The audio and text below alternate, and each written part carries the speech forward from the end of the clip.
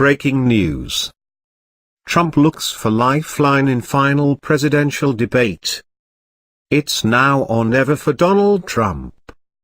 The Republican nominee must find some way to get traction in what could be an explosive presidential debate on Wednesday.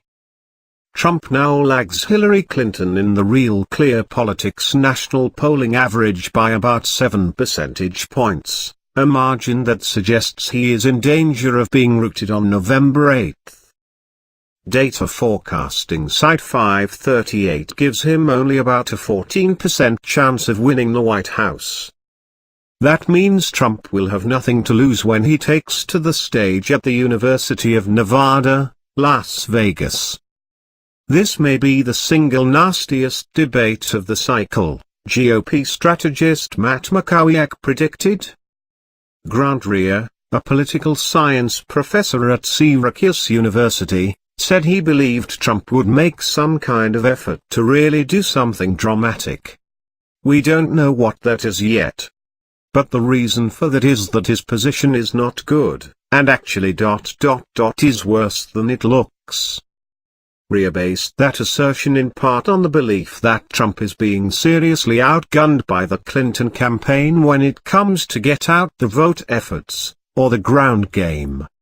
According to a 538 count, Trump has 207 field offices nationwide, compared to 489 for Clinton. Clinton has other advantages too.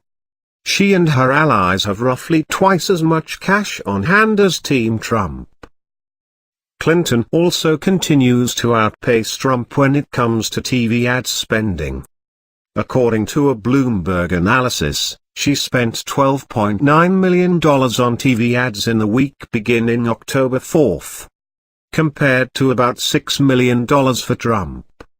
Overall, Bloomberg noted, Clinton had outspent Trump by a factor of more than 4 to 1, $144.5 million to $31.7 million. Even Republicans acknowledge that the prognosis is bleak for Trump. I think the situation is dire, said McCowiak. I would say that it is a fluid situation and so being declarative is risking. But based on every metric that we use to judge how campaigns are doing, Hillary is decisively winning. There are some shards of hope for Trump backers to hold on to. On Monday, new CNN, ORC polls showed him to be competitive in 3 battleground states, Nevada, North Carolina and Ohio.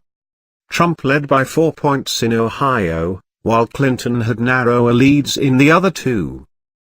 On Twitter, Trump proclaimed those polls to be great numbers in the face of a total media hit job. Some Republicans also hold out hope that revelations from Julian Assange's WikiLeaks organization could knock Clinton off track. WikiLeaks has kept up a steady drip of emails, apparently obtained through a hack of Clinton's campaign chairman, John Podesta, in recent days. Those emails have included embarrassing or awkward details from Clinton's perspective, but nothing resembling an election game changer has been uncovered. That has not stopped some in the GOP from hoping that WikiLeaks could be saving the most potent details for the final stretch of the campaign. Still, if Trump is to scale the steep gradient that he now faces, he will have to start with a strong performance on the debate stage on Wednesday night. He was widely believed to have been more effective in the second debate, held in St. Louis on October 9, than he was in his first encounter with Clinton, held just outside New York City on September 26. The second debate performance proved sufficient only to shore up Trump's campaign at its moment of greatest peril, after a videotape emerged of him talking about women in lurid and sexually aggressive terms. The question is whether he can go several notches better on Wednesday. A good showing certainly could help, and provide some momentum, according to Aaron Call, the director of debate at the University of Michigan and the editor of a book entitled Debating the Donald. It's not going to be a silver bullet in 90 minutes, but it could set the narrative for the final few weeks. A good showing for Trump would likely involve focusing on issues that play to his benefit in some crucial states, such as free trade, while also pushing Clinton onto defense on topics including her use of a private email server and the dealings of the Clinton Foundation. But most observers believe Trump would also need Clinton to make an error, probably a sizable one, if he is to change the unfavorable dynamics of the race. Even if she did so, Trump skeptics argue, voters may not turn to him en masse, given the controversies that now lap around his feet, the videotape, the fact that a number of women have accused him of inappropriate sexual behavior, and his own willingness to claim that the election is rigged. Let's say there is some catastrophic breakdown or mistake on her part, said Rhea.